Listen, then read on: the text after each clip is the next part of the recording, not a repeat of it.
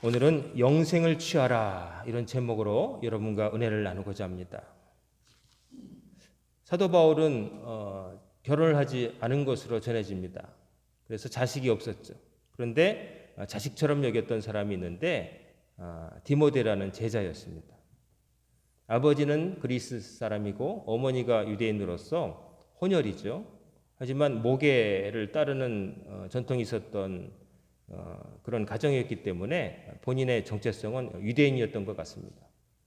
그래서 바울이 특별히 디모데를 아꼈는데 목회 말년에 자기 제자이면서 아들과 같은 디모데에게 중요한 가르침을 전했는데 디모데 전서와 디모데 후서라고 하는 두 편지글로 남아 있습니다. 오늘 살펴볼 본문에서는 디모데에게 사도 바울이 목회자로서 지켜야 될 부분과 동시에 모든 크리스찬이 지켜야 될 중요한 가르침을 전하고 있습니다. 즉 일생의 목표로 삼아야 될 게 뭐냐라고 하는 질문에 답하는 것이죠. 다 우리가 목표가 있잖아요. 이달의 목표, 이주일의 목표, 장래의 목표. 사람들이 꿈을 꾸고 목표를 가지고 살아가는데 어떤 직업을 갖겠다 하는 목표도 있을 것이고 또 어떤 업적을 이루겠다고 하는 목표도 있을 것이고 크고 작은 목표들이 있을 건데 그렇지만 우리가 궁극적으로 최종적으로 가장 최고의 목표로 삼아야 될 게 뭐냐 여기에 대해서 답을 하는 거죠. 교회에서도 그런 것에 대한 하나님의 말씀도 거기에 대한 답이지 중간중간에 있는 작은 목표들을 어떻게 효율적으로 좀 더 손에 덜 보고 영악하게 얻을 수 있다 이거 가르치는 것이 아닙니다. 어떻게 하면 돈을 더 잘 벌 수 있는가? 어떻게 하면 출세할 수 있는가? 어떻게 하면 사람들로부터 사랑받을 수 있는가를 말하는 게 아니라 어떻게 하면 죽을 수밖에 없는 인간이 허무한 인생이 바뀌어서 하나님의 자녀로서 살아갈 수 있고 궁극적으로는 다시 살아나 하나님 나라에 들어갈 수 있느냐 여기에 대한 질문을 하는 거죠. 여기에 답하지 않는 모든 말은 다 헛소리입니다. 인간의 말입니다. 헛소리까지는 아니겠지만 필요할 수도 있겠지만 그러나 적어도 교회에서 하나님의 말씀으로 전할 건 아니죠. 장사를 잘하는 법은 시중에 나와 있는 책들 보시면 잘할 수 있어요. 거기에 어떻게 하면 장사를 잘할 수 있는지 또 어떻게 하면 투자를 해서 뭘 회수할 수 있는지 건강에 대해서 몸의 단련을 위해서는 어떤 운동을 하면 되는 이런 것들은 다 있어요. 하지만 그런 것들을 발견하려고 성경을 들여다보면 안 됩니다. 성경은 그 이상의 것을 말하고 있기 때문에. 그래서 뭘 얻고자 하느냐에 따라서 사람이 질문이 달라져요. 그 사람이 뭘 질문하느냐를 들어보면 이 사람의 관심이 어디 있고 이 사람이 어디까지 생각하고 있는지를 단번에 알 수가 있어요. 어떤 사람은 그저 묻는 게 입에서 어떻게 하면 뭐 할 수 있어요? 어떻게 하면 뭘 얻을 수 있어요? 근데 그 얻을 수 있는 대상이 돈, 명예, 권력 이런 것들에 다 이렇게 모여 있는 경우가 많아요. 이제 관심이 거기 있으니까 오로지 그것만 이제 묻는 거죠. 하지만 어떤 사람들은 그런 것들 너머의 것을 관심을 가져요. 돈도 명예도 권력도 사람들이 좋아하는 모든 것들도 다 무의미해지는 그 순간에 나는 뭘 얻을 수 있을 것인가에 대한 고민을 한 사람들이 종교를 찾는 거죠. 그렇지 않은 사람들도 가끔 종교를 찾지만 그렇지 이 정도의 고민 없이 종교를 찾는 것은 종교를 찾는 이유가 될 수가 없습니다. 그거는 저 시장에 나가봐야 돼요. 서점에 가든지 누구 찾아가든지 그래야 될 것이지 여러분과 제가 하나님의 말씀 앞에서 궁금해하고 구해야 될 것은 그런 게 아니에요. 사도 바울은 6장 7절에서 이렇게 말해요. 디모데에게 하는 말이에요. 우리가 세상에 아무것도 갖고 온 것이 없음에 또한 아무것도 가지고 가지 못하리니. 많이 들어본 말씀 같지 않아요? 공수래 공수고 빈손으로 왔다 빈손으로 간다 이런 말 하잖아요. 근데 이미 성경에도 이런 말씀이 있는 거예요. 근데 바울이 디모데라고 하는 아들 겸 제자에게 아직 살아갈 날이 많고 젊은 제자에게 이런 말을 해주는 이유는 뭘까요? 야, 네가 지금 하는 게 다 의미 없어. 뭐 결국 빈손으로 왔다 빈손으로 가는 건데 뭐 그렇게 했으니 그냥 대충 해. 이런 의미는 아니겠죠? 살아갈 날이 많든 적든 뭐 많다고 해봤자 뭐 몇 년이겠어요. 100년도 안 되잖아요. 이 자리에 우리 나오는 가장 어린 친구들도 100년 앞으로 100년 뒤에 남아 있을 사람 혹시 의학이 발달해서 있을지 모르겠지만 그러나 뭐 많아봤자 그 안짝인데 사람은 다 똑같은 거예요. 어떻게 사람이 태어나느냐? 빈손으로 태어나잖아요. 적수공건이라고 그러죠. 빨간 손에 빈 주먹. 아기가 태어날 때 빨간 손, 막 아기가 엄마 뱃속에 양수에 쩔어 있다가 퉁퉁 불어가지고 쭈글쭈글하고 뻘겋잖아요. 또 어머니가 이제 자연분만하면 피도 어머니의 그 피도 섞여 있고 뻘겋고 그리고 공건 주머니 뭐 아무것도 없잖아요. 아기들이 태어날 때 꽉 찌는데 진짜 주먹을 쥐어요. 아기들이. 왜냐하면 엄마를 붙들기 위해서 본능적인 그 행동이죠. 엄마를 붙들어야 엄마의 젖꼭지를 찾아서 젖을 먹고 살아남으니까. 아기들이 힘이 없지만 신생아도 간호사나 의사가 이렇게 손가락을 잡으면은 이렇게 손을 붙잡고 자기 매달리잖아요. 그 아기가 손아귀 힘은 엄청 강해가지고 주먹을 줘요. 손을 딱 쥐고서 이렇게 들어올리면 턱걸이 하듯이 딸려 올라가요. 살아남기 위해서 하나님이 참 그렇게 만드신 거죠. 그러니까 빈손으로 오고 빈주먹으로 오는 거 사실이에요. 제가 뭐 시계를 차고 있지만 이 시계가 뭐 제가 태어날 때부터 찬 것도 아니고요. 여러분이 뭐 여자분들 같은 게 혹시 목걸이나 반지나 뭐 귀걸이나 액세서리를 하셨다면 그것도 처음부터 하신 거 아니잖아요. 언젠가 구입하신 거잖아요. 결국에는 여기 아무것도 가지고 온 거 없어요. 몸 하나밖에는. 그렇죠? 그 다음에 가지고 갈 때도 여러분 어린 친구들도 있지만 뭐 염할 때 가까운 분 어르신들 돌아가실 때 염할 때 들어가 보시면 알겠지만은 뭐 가져가세요? 아무것도 못 가져가고 그냥 삼배로 이렇게 잘 시신을 싸서 뭐 풍습에 따라서 뭐 노잣돈이다 그래서 뭐 물 넣기도 하고 생전에 사용하셨던 물건 가운데 몇 가지 넣지만 뭐 아무것도 못 가져가요. 그리고 그 돌아가실 때 입는 옷이 수의라고 하는데 그 옷에는 주머니를 안 만들죠. 가져갈 게 없기 때문에. 뭐 가져갈 게 뭐가 있겠어요. 이게 사실이란 말이에요. 어린아이나 노인이나 인간으로 태어난 모든 사람은 세상에 아무것도 가지고 온 거 없고 가지고 갈 것도 없는 거예요. 욥기 1장을 보면요. 우리가 잘 아는 동방의 의인 욥이 하루아침에 그냥 청천벽력과 같은 말도 안 되는 일을 당하죠.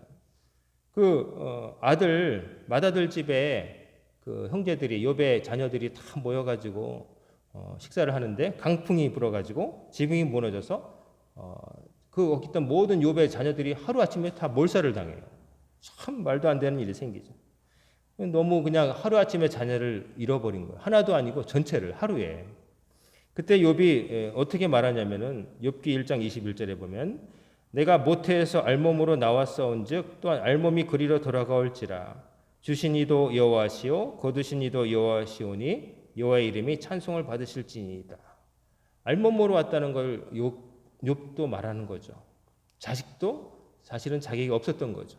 자식은 나중에 낳은 거고 자기도 누군가의 자식으로 태어났을 때 아무것도 없었고 또 자식도 어떻게 보면 내 것이라 생각했는데 하루아침에 죽으니까 이게 너무 충격받지만 그러나 욥은 원래 자식도 내 것이 아니었지. 원래 나한테 없었지.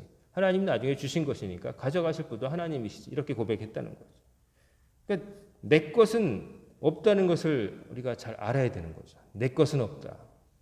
전도서 5장 15절 16절을 보면 솔로몬이 이렇게 또 얘기해요.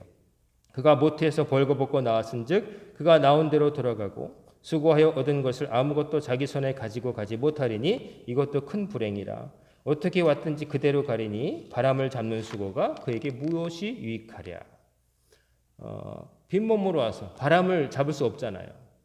바람을 이렇게 잡는 순간 손가락 사이로 다 빠져나가잖아요. 물을 잡는 것도 마찬가지고 물 잡으려고 하면 손가락 틈으로 다 나가버죠. 근데 우리는 세상에 많은 사람들은 자꾸 움켜쥐고 살려고 하죠. 움켜쥐고 내 쪽으로 끌어당기려고 하는 거죠. 빈몸으로 왔다가 빈몸으로 간다는 사실을 평소에 잊어버리고 살다가 어느 때 문득 깨닫냐면은 누군가의 장례식에 갔다가 문득 깨닫는 거죠. 가까운 사람이 될 수도 있고 친구들 될 수 있고 뭐 직장 상사일 수도 있고 뭐 동료일 수도 있고 뭐 하다못해 키우던 반려견이나 동물의 죽음을 보고도 내가 아무것도 이 빈손으로 왔다 빈손으로 가는구나 이런 것에 대해서 문득문득 생각하는데 그러나 그때가 좀 지나면은 육개장 먹고 장례식장에서 나오는 순간부터 또 딴 고민을 하기 시작하는 거죠. 내일은 뭘 해야 되지? 뭐 그 다음에 어떻게 뭘 해야 되지? 뭘 얻으려면 어떻게 되지? 이런 고민을 하는 게 이제 사람인 거죠.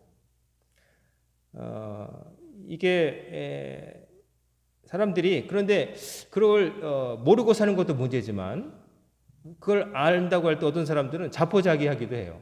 야 어차피 빈손으로 왔다 빈손으로 가는데 뭐 착하게 살 필요가 있고 고귀하게 살 필요가 있고 뭐 그런 게 있어. 그저 본능대로 살자. 한 번밖에 없는 인생, 욜로족. 난 한 번 사는 내 인생밖에 없다. 그래서 지극히 이기적으로 그리고 지극히 본능적으로 하고 싶은 일이나 하다 죽자. 먹고 싶은 건 먹지 뭐 다이어트는 뭐 다이어트야. 먹자. 술, 먹고 기분 좋으면 어차피 죽을 거 아니야? 술 먹자. 도박, 짜릿한 거 뭐 도박하고 또 어디면 뭐 또 하고 없으면 또 어떻게 하다가 또 뭐 어떻게든 만들어지겠지. 그러니까 사람들이 그렇게 극단적으로 치닫는 사람도 있습니다. 그냥 노세 젊어서 노세 늙어지면 못 노나니. 그래가지고 하고 싶을 때 뭐 한다 그래서 인생을 그렇게 자포자기로 나가는 사람도 있죠. 근데 이런 모든 것들의 공통점은 뭐냐면은 시야가 그런 사람들의 시야는 뭐냐면은 내가 살아 있는 동안 여기 이 땅에 머무는 동안까지만 내 삶이라고 생각하는 거예요. 그러니까 시야가 거기까지만 있는 거예요. 이게 전부다. 그 이유는 아무것도 없다. 모르겠다. 이러니까 삶의 의미를 찾지 못하는 거예요. 뭐 착하게 살아도 무덤 한 평, 뭐 악하게 살아도 욕을 바가지를 먹어도 죽고 나면 뭐 죽은 다음에 무슨 욕을 들어도 뭐 상관없지. 나를 팔아먹든 것 같은 그래도 한 평. 뭐 이런 생각을 하면은 사람이 선하게 살아야 된다는 의미도 못 찾고 인생의 목표도 못 찾는 거예요. 내가 이루어 본들 뭐 하겠냐? 그래 뭐 성경에도 그렇게 써 있는데 뭐 아무것도 못 가져간 다음에 내가 뭐 약자까지 살 필요가 뭐가 있어? 뭐 자식을 위해서 희생할 필요가 뭐가 있고 내가 열심히 살 필요가 뭐가 있고 공부할 필요가 뭐가 있고 이렇게 되는 거예요. 근데 아까도 좀 전에 말씀드렸지만 그거는 이 세상 너머에 대한 어떤 비전이 없기 때문에 그래요. 이게 다라는 거죠.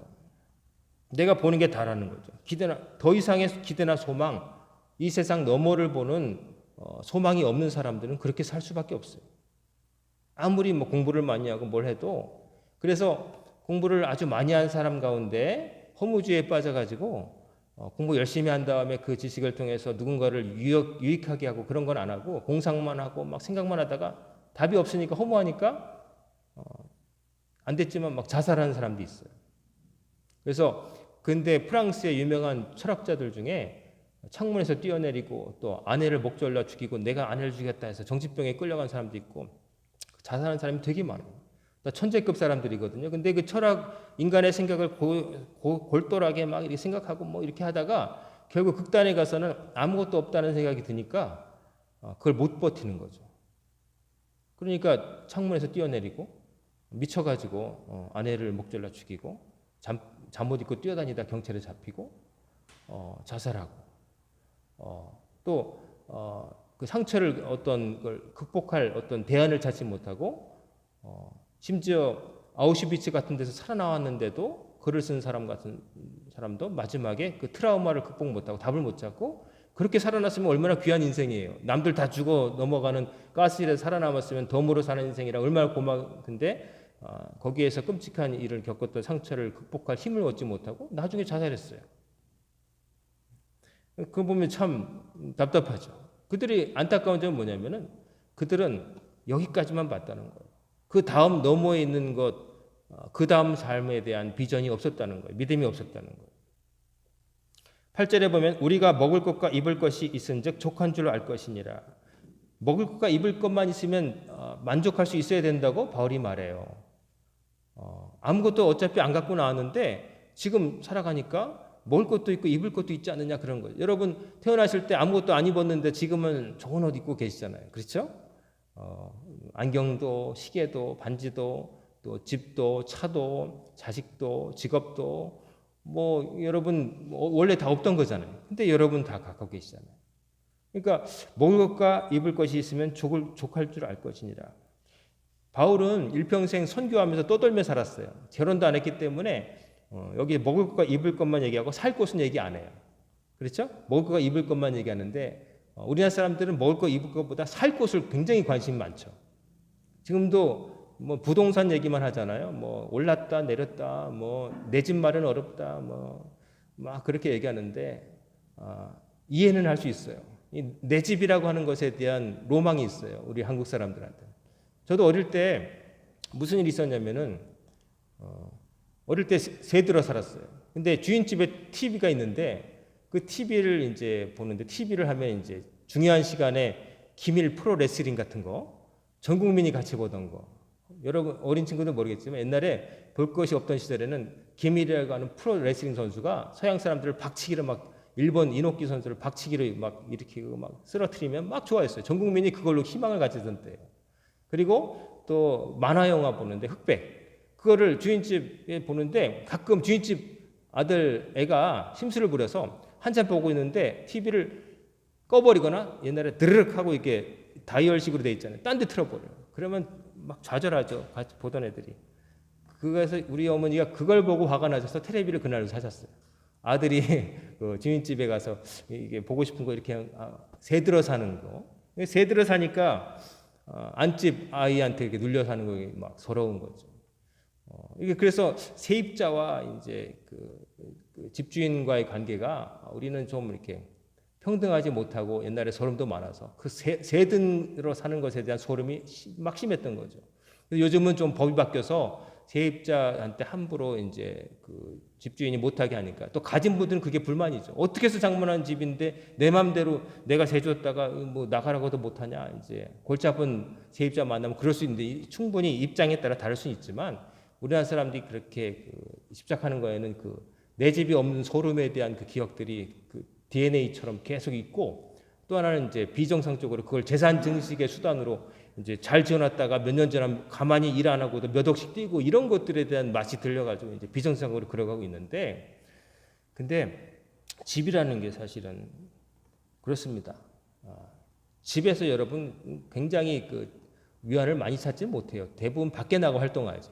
집에서는 잠잘 시간이 더 많은 거고 그래요. 오히려 요즘은 집이라는 개념도 많이 바뀌어서 꼭 내 집 꼭 뭐 있으면 좋은 거지만 집에 투자하기보다는 자동차에 투자하는 젊은이들도 있고 뭐 다른 것에 투자하는 사람도 있어요. 근데 집이라는 건 사도 바울 같은 경우에는 집을 안 가지고 평생을 떠돌이로 살았고 선교하게 돌아다녔고 이 사람이 선교사지만 그러나 유대인들은 먹고 살기 위해서 1인 1기라고 해서 한 가지 기술을 꼭 배웠거든요. 유대인으로서 유럽에 흩어져 살려면은 어딜 가도 먹고 살 수 있어야 된다. 그래서 1인 1기인데 바울은 무슨 재주를 가졌냐면은 천막 만드는 기술자였어요. 바울은 선교사이기도 했지만 천막 기술자여가지고 당시 천막이 기가 막히게 잘 팔렸어요. 왜냐하면은 가죽으로 만드는 건데 로마가 지배하던 시대잖아요. 로마 군대가 외국에 정벌 나갈 때 군인들이 텐트에서 잤단 말이에요. 그래서 텐트 수요가 많았대요. 그래서 바울이 브리스길라와 아굴라 부부를 만나서 같이 선교비가 없을 때 천막을 만드는 일을 하면서 이제 살았던 얘기가 성경에 기록돼 있잖아요. 그래서 천막이라는 거는 어디 딱 머물다는 게 아니에요. 유목민, 이스라엘 사람들도 원래 유목민, 여기저기 떠도는 사람들이에요. 그러니까 풀이 많으면 여기 있다가 풀 없으면 또 풀을 찾아서 양떼를 이리야 해가지고 가는 거예요. 우리처럼 조상 때부터 몇 대가 살았던 여기 뭐 터 이런 개념이 없어요. 그냥 상황에 따라서 날씨에 따라서 살 수 있는 풀이 있는 곳, 짐승들 먹이 좋은 곳으로 이제 떠돌아다니는 유목민적인 생각이 있기 때문에 집은 장막, 그러니까 기둥 바꾸서 벽돌 쌓고 멋지게 만든 성이 아니라 잠시 잠자는 곳, 잠시 머물 수 있고 여기가 안 좋으면 다른 데 갈 수 있는 곳이라는 생각이 있었고 또 바울에게는 이 땅은 우리의 영원한 처소가 아니라는 거죠. 그걸 잊지 말아야 된다는 거죠. 먹을 것과 입을 것만 있으면 어디서 자? 우리가 다 필요한 것 같잖아요. 우리가 여행을 갈 때 보면은 이것도 필요할 것 같고 저것도 필요할 것 같고 막 많이 싸가잖아요. 옷도 여러 벌. 근데 저도 여행을 가보지만 제가 어디 가면은 우리 집 사람이 많이 싸줘요. 왜 싸주느냐면은 어디 사진 찍었을 때 똑같은 옷으로 3일씩 다니면 창피하다고 그래가지고 싸주는데 막상 여행 가면요, 이것저것 이것 꺼내 입고 저것 꺼내 입고 그거 싫어요. 괜히 빨래만 늘어나고 제일 빨아서 잘 마르는 거 몇 개 오늘 입었다가 그날 밤 숙소에 가서 빨아가지고 말리고 다른 거 입었다가 그 다음날 입고 두 벌로 막 버티고 속옷도 뭐 두 벌이면 뭐 계속 빨아가지고 이제 호텔에서 말리면 되니까 그러다 보면 나중에 쌌던 그 모양 그대로 집에 갖고 올 때가 참 많아요. 이것도 필요해서 가져갔는데 사실은 별 필요 없는 거죠. 노숙자들 보면요, 여러분 노숙자들 보면은 그분들은 참 우리에게 많은 것을 가르쳐 주죠. 샴푸 없이 한 달 안 씻어도 사람이 살 수 있다는 것도 보여주고 또 뭐 유통기간 한 달 지난 거 먹어도 사람이 죽지 않는다는 걸 보여주기도 하고 집이 없어도 사람이 죽지는 않는구나. 물론 우리가 그렇게 살기를 바라는 건 아니지만 그러니까 우리가 절대적으로 필요하다고 포기할 수 없다고 하는 것들도 실은 사람의 생존에는 그다지 필요하지 않을 수 있다는 걸 보여주는 거예요. 그러니까 나에게 그게 절대적이지 않은 거라는 거를 그걸 보고 이제 깨닫는 거죠. 미니멀리스트라고 요즘은 또 들어보셨는지 모르겠지만 자기 삶에서 절대적으로 필요하지 않은 걸 다 버리고서 집에도 그냥 가보면은 그냥 휑한 하얀 방에 노트북 하나 있을까? 그리고 정말 아무것도 없고 가구 하나 없이 사는 사람들이 있어요. 한번 인터넷 검색해 보세요. 미니멀리스트라고 하면은 일본 사람들이 그런 사람 많고요. 한국에도 몇 명 있는데 다 버리는 거예요. 이거 필요 없다 싶어서 다 버리는데 버려가지고 그냥 진짜 뭐 갈아입을 속옷 두 개에다가 나머지 다 버리고 장도 없고 그래도 살더라고. 필요한 거 있으면 뭐 사다 먹고 이렇게 하고 사는데 우리가 이거 있어야 된다. 남들도 갖고 있는데 뭐 이렇게 비교하면은 필요한 것 같지만 실은 없어도 되는 것들이 참 많아요. 근데 그것을 위해서 사람들이 자기의 소중한 시간과 정열을 낭비한다는 거죠. 그거 없어도 되는데 그것을 남에게 보이고 싶고 그것으로부터 작은 만족을 얻기 위해서 나의 소중한 시간, 정말 중요한 일을 해야 될 그 나의 한정된 시간을 거기에다 투입하게 된다는 거죠. 그래서 때로는 가족과 함께하는 시간도 뒤로 해요. 그냥 지금은 고생하고 다 그런데 나중에 애들한테도 다 큰 다음에 막 아낌없이 재산 물려주고 그러면 좋겠지 하고서 애들도 안 보고 막 하는데 나중에 나이 들으면은요 그 아이들이 어린 시절이 있었나 싶은 거예요. 같이 함께 있던 시간이 없는 거예요. 나중에 벌충하면 되겠지 그러잖아요. 근데 벌충할 수가 없어요. 그 어린 자녀들은 이미 지나갔고 다 커버렸어요. 그래서 그 시절에 아이들이 그 어린 아이들이 부모로부터 받고 싶었던 그런 함께했던 시간들 그런 것은 나중에 큰다고 대충 몰아서 되겠지 그게 안 되는 거예요.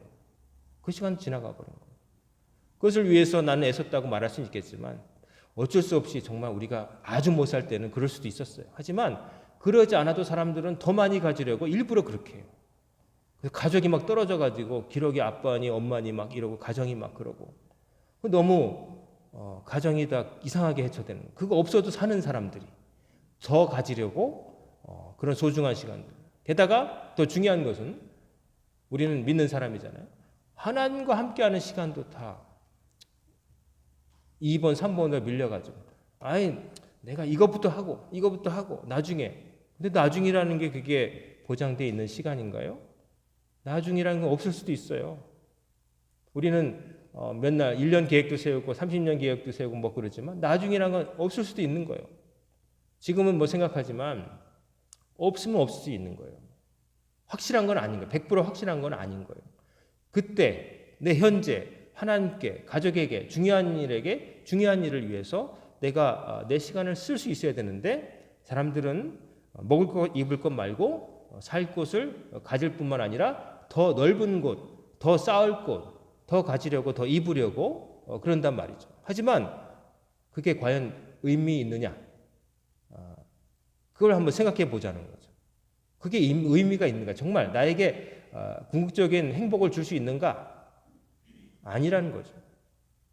그것을 모르면은 시야가 이 땅에서 삶 전부라고 생각하고 또 그 짧은 시간을 허탈한 일에 정말 별로 의미 없는 일에 쓰기 시작하면 그 인생은 이중으로 낭비되는 거예요. 그리고 정말 자기가 생각한 대로 인생이 그걸로 끝나고 이유는 없음. 그러면 오히려 뭐 괜찮을지도 몰라. 하지만 문제는 누구든 이 세상의 삶을 마치고 나면 하나님 앞에 세워져서 살아온 나날들에 대해서 평가받고 그가 영원히 어디서 살지가 갈라진다는 거죠. 그게 있기 때문에 우리가 막 살 수 없는 거예요. 아무리 어떤 상황이 있어도. 먹을 것이 입을 것이 있으니 중요하다. 이거는 뭐 우리가 다 가난하게 살자, 아무 노력도 하지 말자, 그런 의미가 아니에요. 뭐가 정말 중요한지를 생각해 보자는 거죠.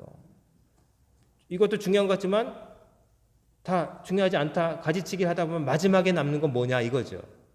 그러다 보면은 내가 이 땅에서 삶을 마치고 어디에서 영원히 살게 될 건가? 나에게 가장 큰 행복을 주건 뭘 건가에 대한 질문만 남는 거죠. 그 답은 어디서 찾을 수 있냐? 하나님의 말씀에서 찾을 수 있다는 거예요. 하나님 말씀.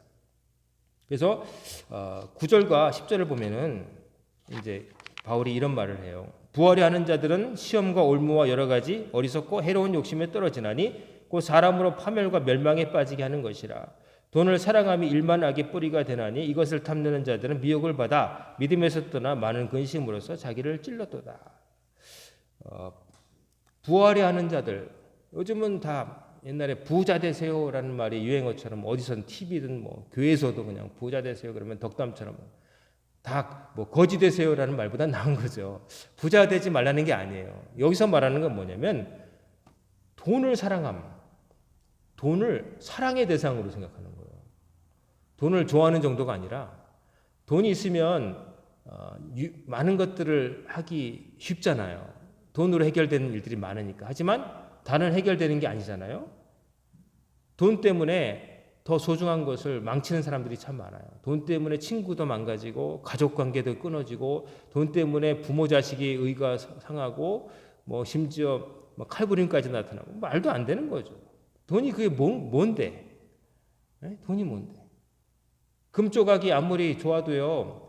정말 배고파가지고 전쟁 나면은 금조각을 뜯어 먹을 수는 없어요. 빵 한 적보다 못한 거예요. 근데 다른 것들이 풍부할 때 그 금을 가지고 어느 정도 값어치를 쳐주자 이런 약속이 있기 때문에 그런 거지. 정말 전쟁에 나가지고 이 세상의 모든 것들이 다 파괴되고 그런 시절이 온다면 그만 금덩어리 있어도 못 살아요. 금조각이 뭐가 의미가 있어? 그 대신 빵 내나 그럴 거예요. 쌀 한 줌 내나. 이게 더 중요한 거예요. 지금은 그런 시대가 아니니까 이게 중요하다 막 그러지만 정말 중요한 건 아닌데 거기에 현혹되는 거죠. 일만하게 뿌리가 된다. 돈을 사랑하면 일만하게 뿌리가 된다고까지 바울이 얘기해요. 돈의 자체가 돈이 막 독성이 있어서 만지면 손이 썩는 게 아니에요. 돈을 바라볼 때 사람의 마음속에 악한 생각이 생겨나기 때문에 그런 거예요. 그 도박에 빠지는 사람들요. 왜 도박에 빠질까? 아유 정신 나갔어 정말. 그런데요. 제가 인터넷에서 한번 그걸 봤어요. 어떤 청년이 홍콩과 마카오에 이제 자전거를까지 끌고 가가지고 여행을 하면서 마카오의 카지노에 들어간 거예요. 카지노에 들어가서 처음에 무슨 생각을 했냐면은 그걸 자기가 쓴 거예요. 거기에 가서 경험한 이야기를. 근데 보면 갔는데 이제 여행 돈이 있고 그 숙소를 후진대를 잡아가지고 이제 잠은 좀 저렴한 데서 자고 맛있는 거 먹고 뭐 여러 가지를 보고 오자 계획을 세우고 갔어요. 근데 이제 너무 더우니까 마카오가 굉장히 덥대요. 안 가봤는데 덥대요. 여름에 엄청 더워가지고 카지노에 들어가면 시원하대요. 그래서 일단 거기 들어갔는데 거기에 보니까 조그만 이게 뭐 기계 이렇게 내리는 기계가 있어서 했는데 뭐 오늘 숙소하고 이렇게 해가지고 뭐 하다가 보니까 얼마가 절약된 돈이 생겼대요. 안 쓰게 된 돈이. 그래서 그것만 하자. 그래 놓고서 딱 당겼는데 그게 뭐 2배인가 3배인가 돼가지고 떨어진 돈이 나오더래요. 그러니까 이게 되네. 근데 이런데 현혹되면 안 돼. 근데 뭐 어쨌든 본전은 만약 50원으로 했으면 2배 했다고 쳐요. 100원이 됐잖아요. 어떤 생각이 드냐면은 그래 뭐 큰 돈도 아닌데 50원은 원래 내 거였고 나머지 덤으로는 50원만 하자. 이러면 가자. 50원 넣고 했어요. 50원을 했더니 그때 두 번째 가지고 운이 좋았나 봐요. 그래가지고 또 2배인가 못 따랐대요. 그래가지고 이거 잘하다가 이거 뭐 한 번만 그래 마지막 한 번만 더 하자. 그러다가 딱 했는데 왕창 잃어버렸어. 다시 처음 50원이 남았대요. 50원 정도가. 그러니까 생각할 때 처음에 들어올 때 50원으로 시작했는데 그래 뭐 이런 거는 내 돈 아니니까 50원 했는데 잃었어요. 그럼 나가야 되는데 나가려는 마음이 안 생긴다는 거예요. 아까도 2번 이렇게 됐는데 이번 한번 연거푸 안 됐으니까 한 번 되지 않겠나? 그래가지고 머리를 굴려가지고 숙소를 더 저렴한 데 가면은 100원을 절약할 수 있어.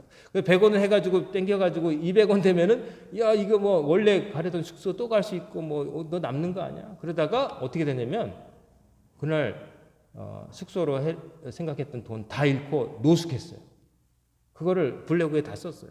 얼마나 흥미진진한지 읽어보면 내가 거기 간 것 같은 느낌이 들 정도로 얼마나 잘 썼냐. 그러면서 나오면서 그 청년이 절대로 그런 데 가면 안 되겠다고. 사람 미치게 만든다. 도박장과 이마트나 이런 데 없는 거 뭔지 아세요? 시계. 시계 없어요. 들어가면 시계 없어요. 내가 여기 언제 왔는지도 모르게 만들어요. 큰 마트나 도박장이 없는 게 시계예요. 내가 몇 시에 왔는지도 몰라요. 왔는데 나갈 때 보니까 막 한밤중이 돼 있다. 눈도 뻘개져가지고 잠도 못 자고. 돈을 사랑함이 그런 거예요. 그러니까 어느 정도 내가 필요한 만큼 벌고 내가 필요하니까 애쓴다가 아니라 나중에는요 돈을 모으는 자가 돼요. 그리고 모으는 것 자체에서 기쁨을 누리고 쓰지도 못하면 돈이 있으면 써야 맛인데 쓰는 게 아니라 잘 활용하는 게 아니라 그걸 갖고 있음으로써 내가 언제든 쓸 수 있어 하는 안도감, 돈이 나를 지켜준다고 생각을 하는 거죠. 그러다 보면 수전노, 동전을 지키는 노예가 되는 거예요. 특별한 사람은 되는 게 아니라 어떻게 보면 많은 사람들이 그렇게 살고 있는 거예요. 실제로 정말 해야 될 일들은 안 하면서 악착같이 모으고 있는데 그 시간이 지나면 못할 일들을 그냥 방기하고 사는 거죠. 부모에게도 함부로 못하고 나중에 잘하면 돼. 돌아가시고 나죠. 또 하나님께 헌신해야 되는데 그것도 안 하고 언제 나중에 하지? 나중에 되나요? 그 시간 지나가는데. 히브리서 5장 13절 5절에 보면 돈을 사랑하지 말고 있는 바를 족한 줄로 알라. 그가 친히 말씀하시기를 내가 과연 너희를 버리지 아니하고 너희를 떠나지 아니하리라 하셨느니라. 하나님이 너를 버리지 않는다고 약속하셨다는 거예요. 근데 왜 그것을 못 믿고 더 있어야 돼? 이거 없으면 안 돼 이런 마음으로 거기에 묶여 사냐 말이에요. 여러분이 경제 활동을 하지 말고 산속으로 들어가는 말씀이 아니에요. 돈의 노예가 되면 안 된다는 거예요. 돈뿐만 아니라 세상 쾌락의 노예가 돼서도 안 된다는 거예요. 거기에 취해서 이렇게 따라가다 보면은 남는 거는 허무밖에 없다는 거예요. 왜? 그걸 못 가져가니까요. 그렇게 애써서 얻은 것들 중에 죽을 때 가져갈 수 있는 게 하나라도 있으면 좋겠지만 하나도 없다는 거죠. 재벌 총수가 옛날에 숨을 거뒀을 때 그 장례식이 TV에 나왔는데 제가 봤어요. 재벌 총수는 어떤 관에 담기는가 봤더니 조금 좋은 관에 담길 뿐 땅에 들어가는 건 똑같더라고요. 뭐 나왕 싸구려 관이든 뭐 티크로 만든 관이든 땅에 들어가면 언젠가 썩을 거고 누가 거기 좋다고 그 아들도 좋다고 그 관 맨날 열어보면서 쓰다듬지는 않을 거 아니겠어요? 잊혀질 거고. 근데도 그것 때문에 참 그 정도 저는 돈이 있으면 그렇게 고민 안 하고 좋은 일 하며 살 것 같은데 그 사람들은 사고가 다른가 봐요. 그걸 더 유지하고 더 하려고 애쓰는가 봐요. 그래서 큰 재벌이 되는지 모르겠지만 그 정도 있으면은 그 다음에는 그 돈 모으는 건 더 이상 의미가 없으니까 좋은 일 하며 살 것 같은데 남에게 주고 국가가 못하는 일을 많이 하면서 정말 그래도 자기에게 모자람이 없을 텐데 죽을 때까지 써도 못 쓸 것 같은데 다른 거 고민하고 어떻게 하면 자손들에게 상속할까 어떻게 하면 세금을 덜 낼까 뭐 이런 거에 끝까지 뭐 이러다가 분쟁 휘말리기도 하고 뭐 그러는 거 보면서 이해가 잘 안 가더라고요. 모르겠어요. 그 세계는 또 돈이 그렇게 무서운 거라는 생각이 드는 거죠. 그러면서 바울은 정말 그러면 욕심을 내야 될 건 뭐냐에 대해서 얘기하는 거예요. 디모데전서 6장 11절 12절 보세요. 오직 너 하나님의 사람아 이것들을 피하고 의와 경건과 믿음과 사랑과 인내와 온유를 따르며 믿음의 선한 싸움을 싸우라. 영생을 취하라. 이를 위하여 네가 부르심을 받고 많은 증인 앞에서 선한 증언을 하였도다. 디모데는 목회자로 세워질 때 안수를 받았어요. 사람들 앞에서 선서를 했고 하나님의 사람으로 살겠다. 경건생활을 하며 살겠다. 목회자로 살겠다. 그랬는데 바울은 그걸 잊지 말아라. 근데 디모데에만 해당되는 말씀이 아니에요. 여러분과 저도 하나님의 사람이 되게 세례받을 때 성도들 앞에서 하나님 앞에서 선서한 게 있어요. 이후로는 죄악된 삶을 버리겠습니까? 아멘. 예수 그리스도만 구주로 삼고 살겠습니까? 아멘 했잖아요. 그 약속들을 한 모든 사람은 여기에 해당되는 거예요. 우리는 뭐 해야 되냐면은 믿음의 선한 싸움을 해야 된다고 그래요. 왜 싸우냐? 뭐하고 싸울까? 믿음을 지키기 위한 싸움이에요. 그 믿음은 영생에 대한 믿음이에요. 하나님께 약속하신 영원한 하늘나라의 삶에 대한 믿음이에요. 그 믿음을 자꾸 약하게 만들고 잊어지게 만드는 수많은 유혹들이 있단 말이에요. 돈도 될 수 있고 욕심도 될 수 있고, 실은 뭐 돈 자체가 문제가 아니라 인간에게 있는 거죠. 인간 안에 있는 그 꿈틀거리는 욕망. 근데 그 욕망이 좋은 것을 향해서 가지 않고 헛된 것을 향해서 가니까 문제인 거죠. 정말 욕망하려면, 간절히 원하려면 마약 환자가 마약을 원하는 것 이상으로, 돈에 미친 사람이 돈을 원하는 것 이상으로 정말 우리가 원해야 될 건 뭐냐? 바로 영생이라는 거죠. 우리의 목표는 영원한 생명이라는 거죠. 그럼 영원한 생명이라고 하면 또 이런 생각할 수 있어요. 야, 내가 자꾸 늙고 병들고 그러고 있는데 젊은 육체로 이렇게 계속 뭐 공상과학 영화에 나오는 것처럼 젊은 사람 육체를 또 뭐 뺐든지 아니면 만들든지 해가지고 머리만 이식해가지고 계속 이 부유함을 계속 천년만년 누리자, 그런 게 아니에요. 여기에서 이루어지는 삶의 반복, 무한 반복이 아니라 예수 그리스도께서 재림하게 되실 때 이 땅에 임할 하늘나라에서 새로운 몸과 마음으로 거듭 다시 태어나서 다시 부활해서 하나님을 찬양하고 눈물도 없고 고통도 없고 생존 경쟁도 없는 그 나라에서 영원히 사는 걸 말합니다. 그러니까 그냥 지금 삶의 계속 연장이 아니라, 무의미한 연장이 아니라 완전히 질적으로 다른 삶으로 하나님께서 인도하신 것에 대한 약속을 믿고 그것을 목표로 살아간다는 거예요. 그러자면 가만히 있으면 오는 게 아니라 믿음의 선한 싸움을 싸워야 된다는 거예요. 선한 싸움은 뭐냐면은 우리를 하나님께로부터, 영생으로부터 멀어지게 만드는 그 허탄한 것에 대한 욕망을 추구하게 만드는 것들로부터 나를 지키려고 싸움해야 되는 거예요. 그러려면 의로워야 되고 경건 생활해야 되고 믿어야 되고 사랑이 충만해야 되고 참을 수 있어야 되고 부드럽고, 성령의 열매인데 성령 충만해서 하나님 인도하시는 대로 이 땅에서 살아야 된다는 거예요. 믿음을 지키며 버텨야 된다는 거예요. 그냥 저절로 가만히 입만 벌리고 있으면 들어오는 게 아닌 거예요. 교회에 나와서 예배만 추석한다고 된다는 게 아니에요. 예배당에서 들은 말씀을 기억하고 여러분의 삶의 현장에 가서 그 말씀대로 못 살게 만드는 온갖 유혹과 맞서 싸워 이기는 거예요. 그 싸움을 죽을 때까지, 주께서 부르실 때까지 해야 되는 거예요. 거기서 승리한 이가 승리의 면류관을 받아서 아버지 나라에 들어간다는 거예요.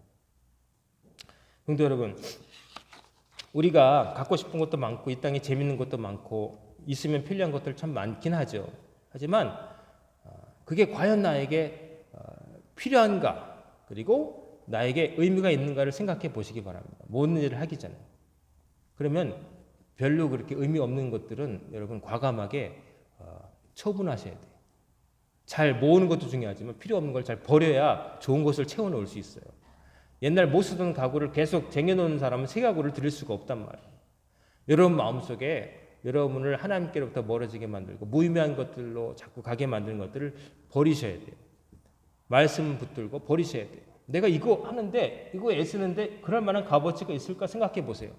그리고 값어치가 없다고 현명한 판단이 들면 여러분 그걸 잘라내시고 더 중요한 것을 위해서 여러분의 소중한 삶을 투자하세요.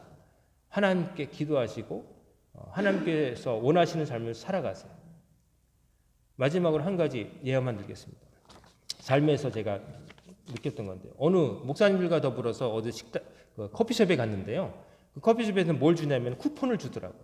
10번 오시면 한 번 공짜입니다 하면서 주시는데, 그 목사님은 거기 오실 일이 별로 없어서 다른 분에게 줬어요. 그 근처에 사시는 분은 자주 올 기회가 많을 테니까 드렸는데, 그 쿠폰을 보면 저 그런 생각했어요. 저 쿠폰이 100번이 찍혀도 딴 가게 가면은 쓸모가 없잖아요. 그렇죠? 지금 거기서 쿠폰을 발행한 그 가게에서만 10번 먹으면은 한 번 공짜 뭐 이런 게 있는 혜택이 있지만, 그 쿠폰 가지고 엉뚱한 딴데 뭐 스타벅스에서 쿠폰 찍어가지고 이디야 가가지고 뭐 해주세요. 그러면 줄 커피숍 없겠죠? 우리가 하늘나라에 가기 위해서 하나님께서 원하시는 쿠폰이 있다고 할 때 엉뚱한 세상에서 쿠폰 100장 찍어봤자 한 개도 안 된다는 거예요. 그런 생각이 들었어요. 엉뚱한 데 가서 그냥 쿠폰 찍고 그러는데 그건 의미가 없는 거예요. 왜냐하면 완전히 가게가 다르니까. 이 땅에서 뭐 인정하는 쿠폰을 아무리 찍어 사람들이 대단하다 뭐 그러지만 며칠 지나면 잊어버리는 거고. 근데 하나님께서 인정하시는 그런 족적을 남겨야 되는 거예요. 그거를 찍어야 되는데 엉뚱한 데 가서 막 찍어가지고 하나님 나 세상에서는 이렇게 돈 많이 벌어서 이렇게 있어요. 그거 해봤자 하나님은 나는 관심 없다 그러시지 않겠어요? 성도 여러분, 여러분의 삶이 영생에 이르기 위한 믿음의 선한 싸움이 되기를 주의 이름으로 축원합니다. 그리고 그 싸움에서 이기시도록 여러분 하나님께 기도하시고 여러분에게 정말 중요한 것이 뭔지를 늘 생각하시면서 살아가시는 우리 광인의 성도님들 다 되시기를 주의 이름으로 축원합니다. 아멘. 기도하겠습니다.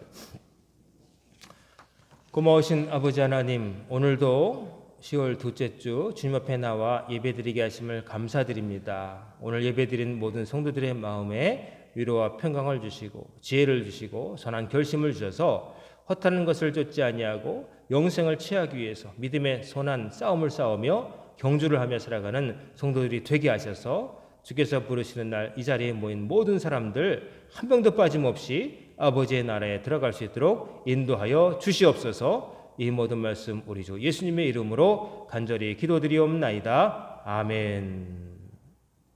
찬송가 464장을 부르시겠습니다.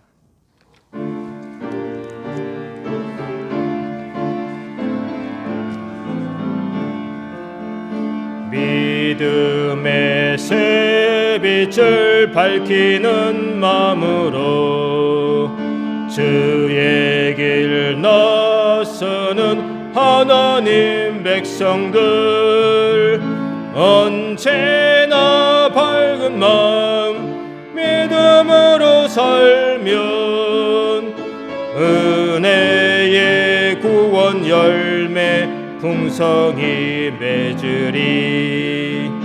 소망의 새빛이 가득한 마음으로 주의 길 따르는 하나님 백성들 언제나 푸른 마음 소망으로 살면 영광의 하늘나라 면류관 얻으리.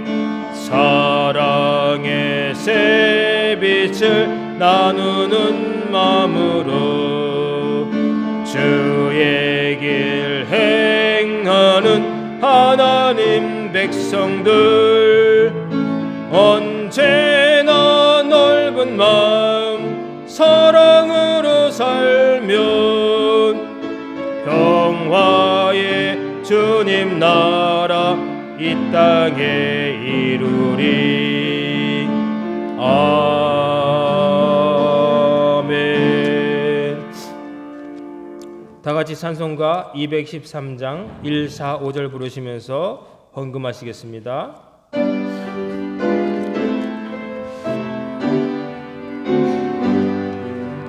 나의 생명 드리니 주여 받아주셔서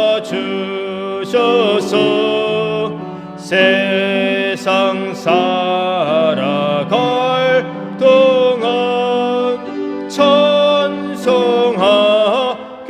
하소서.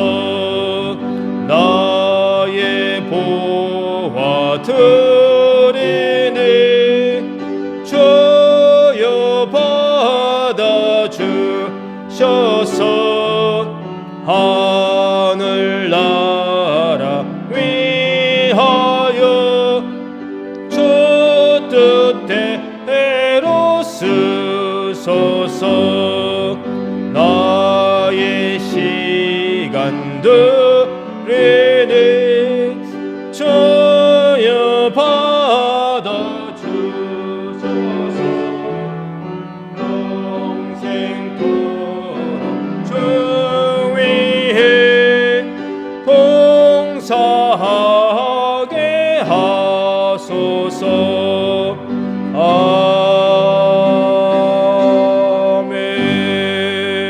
아멘. 기도하겠습니다. 하나님 아버지 감사합니다. 오늘도 저희들에게 주신 말씀 마음에 새기게 하시사 영생을 취하기 위해서 부지런히 달려가는 저희들이 삶이 될 수 있도록 성령으로 인도하여 주옵소서. 코로나 때문에 위축된 모든 것들이 회복될 그날을 소망하며 각자의 자리에서 최선을 다하며 무엇보다도 믿음을 지키며 믿는 사람답게 살아갈 수 있도록 도와주시옵소서. 이 시간 주님 앞에 나올 때 소득의 11조를 구별해 드린 손길들을 기억하여 주시기를 원합니다. 모든 것이 하나님께로부터 왔음을 기억하고 하나님의 것을 하나님께 구별해 바칠 때에 그 손으로 행한 일의 열매가 크게 하셔서 하나님께 드리고 이웃과 나누어도 여력이 있는 풍족한 삶, 보람 있는 삶을 살 수 있도록 도와주시옵소서. 감사헌금을 주님께 드린 손길들 기억하여 주시사 마음속에 늘 감사가 넘쳐나게 하시고 감사할 은혜를 베푸신 하나님의 은혜를 알아볼 수 있는 믿음의 눈이 늘 떠지게 하시사 늘 감사하고 기뻐하는 가운데 행복하게 살아가도록 도와주옵소서. 범사에 감사하며 자녀들을 위해서 또 말씀으로 크신 은혜 주심을 감사하며 예물 드리는 손길들 기억하여 주시사 저들의 영혼 한 사람 한 사람이 믿음 안에서 바로 서게 하시고 저들의 자녀들이 또 주님 안에서 형통하게 하시고 무엇을 하든지 하나님의 사람으로 귀하게 쓰임받아 그 장래가 밝게 하옵시고 하나님께 영광을 돌리고 사람들 유익하게 하는 믿음의 자녀들이 다 되게 하여 주시옵소서. 몸이 아픈 자 주께서 어루만져 주시사 낫게 하여 주옵시고 상한 심령 가진 자 주님께 위로하여 주시고 절망한 자 소망 주시고 새 힘을 얻게 하여 주옵소서. 이번 주도 주님께서 함께 하셔서 승리하게 하실 줄 믿사오며 이 모든 말씀 우리 주 예수님의 이름으로 간절히 기도드리옵나이다. 아멘. 다 같이 일어나셔서 찬송가 505장 1절 3절 부르시고 축도로서 예배 마치겠습니다.